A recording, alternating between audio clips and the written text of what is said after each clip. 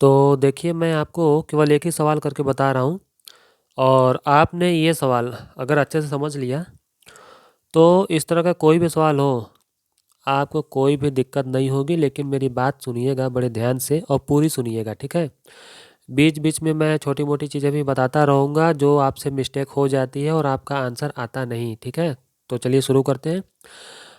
देखना, आप आपने कई बार देखा होगा कि नीचे जो ये 8 और 12 लिखा हुआ है, कुछ क्वेश्चन में दोनों बराबर होता है लेकिन यहाँ पे दोनों अलग अलग है, ठीक। तो अगर अलग अलग है, जैसे यहाँ 8 है यहाँ 12 है, तो हमारा सबसे पहला काम होगा कि ये दोनों बराबर होने चाहिए, जिसके लिए आपको निकालना पड़ेगा 8 और 12 का एलसीएम। तो एलसीएम निकालना आता होगा, नहीं आता होगा तो मैं आपको यहीं पे दिखा देता हूँ। देखिए, मैं 8 का और 12 का यहाँ पे रफ वर्क टाइप में निकाल देता हूँ। 2 करेंगे यहाँ 4 आएगा, 2 करेंगे 6 आएगा, 2 से 2, ये सब आप जानते होंगे।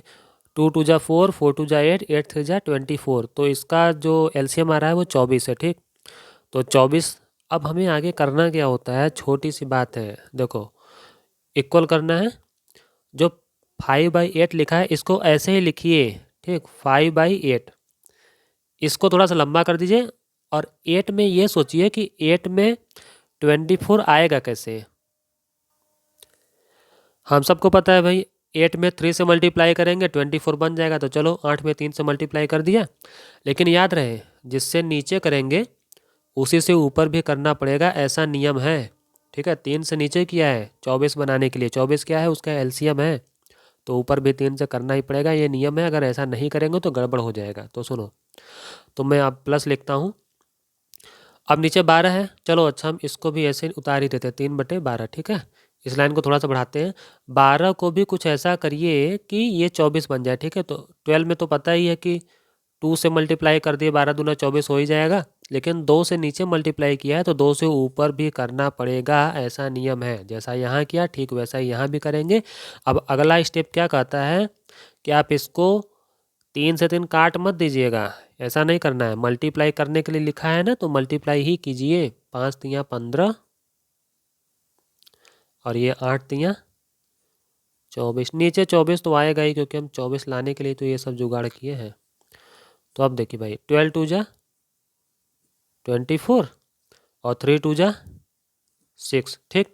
अब अगला स्टेप क्या है भाई, अब देखिए अगले स्टेप में यहाँ पे क्या बन गया है, दोनों ही नीचे सेम टू सेम है। यही तो लाना था। जो सवाल ऐसा बन जाता है जिसमें नीचे दोनों सेम होता है वो तो और भी आसान हो जाता है। तो अब हमने आसान कर लिया है काम। तो जब नीचे जो दोनों सेम हो जाए तो एक बार केवल 24 लिख देने का, उसके बाद 15 और प्लस 6 लिख देने का। ये बस दिखाते हैं, लेकिन नीचे दो को एक ही बार उतारते हैं। और उसके बाद आपको करना क्या है, 15 और 6 जोड़ोगे तो कितना आएगा, 21 आएगा। तो 21 और बटे 24, ठीक है।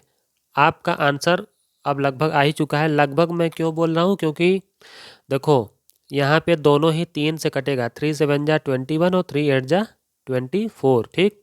तो चलिए, जब 3 से कट रहा है तो हम काट ही देते हैं, ठीक है। तो आपका फाइनल आंसर क्या आ गया अब यहाँ पे, फाइनल आंसर आपका आ गया है यहाँ पे 7/8, ठीक। ये तो हो गया एक आंसर, ठीक। अब मैं आपको एक बात और बताता हूँ। कुछ लोग क्या करते हैं, वो इसी क्वेश्चन को कुछ अलग तरीके से करते हैं। कैसे करते हैं अब ये देखिए। तो भाई ट्रिक ये है कि जैसे कि यहाँ पे लिखते हैं कि भाई 5 बटे जो भी है 8, ये मैं ऐसे लिखता हूँ, ठीक। तो यहाँ पे जो लोग सोचते हैं ना कि एक शॉर्टकट ट्रिक है, चलो इसको करते हैं, तो देखो वो क्या करेंगे, ऐसे करेंगे। एक बड़ा सा लाइन खींच लेंगे, 8 और 12 का मल्टीप्लाई नीचे ऐसे अलग से कर देंगे, फिर इसका उससे कर देंगे और इसका उससे करके ऊपर लिख देंगे। जैसे 5 का 12 से मल्टीप्लाई इधर करके दिखा देंगे, और 8 का 3 से मल्टीप्लाई करके उधर दिखा देंगे।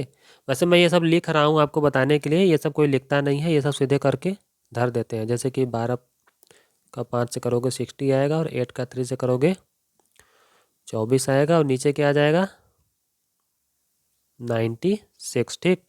तो इतना आ गया। मतलब उनका ये कहना है कि हम एलसीएम नहीं निकालेंगे, हम इसका मल्टीप्लाई आपस में कर देंगे और इसका उसका ऐसे क्रॉस मल्टीप्लिकेशन टाइप का करके ऊपर लिख देंगे, हम एलसीएम निकालने नहीं जाएंगे। जिनको एलसीएम निकालना अच्छा नहीं लगता है वो, या एलसीएम निकालना नहीं आता होगा वो, तो देखो 60 और 24 को ऐड करेंगे तो कितना आएगा 84, और नीचे तो 96 है। ठीक, तो यहाँ पर क्या होता है कि दोनों ही काटना पड़ता है आपको। आप हो सकता है एक बार 2 से काटेंगे, फिर 2 से काटेंगे ना, तो देखो ऐसे होगा। जैसे 2 से काटा तो ये कितना आ गया 42, इसको 2 से काटा गया कितना आ गया 48, इसको 2 से काटा 21 आ गया, इसको काटा तो 24। अब ये देखो 21 और 24 याद आया कुछ? ये देखिए यहाँ पे आया था ना 21 और 24, तो कुल मिला जुला करके अगर आप एलसीएम से बचेंगे ना, तो ये काटने वाला काम थोड़ा सा लास्ट में बढ़ जाएगा और आएगा वही जो उसमें आया था, वही हाल इसमें भी होगा। तो 21/24 जब आएगा तो फाइनली तो आखिर क्या आएगा, फाइनली वही आ जाएगा जो 7/8 आया था। ठीक, तो बात कुल वही है। आप कोशिश ये कीजिए कि एलसीएम वाला ही मेथड बल्कि कीजिए, तो वो स्टैंडर्ड होता है और सबसे सटीक सीधा आंसर आएगा उसमें। ठीक, और अगर आपको सारी बात समझ में आ गई हो तो चैनल को सब्सक्राइब ज़रूर कीजिए, ताकि आपको अगला कोई जानकारी वाला ज़रूरी वीडियो आपको तुरंत मिलता रहे।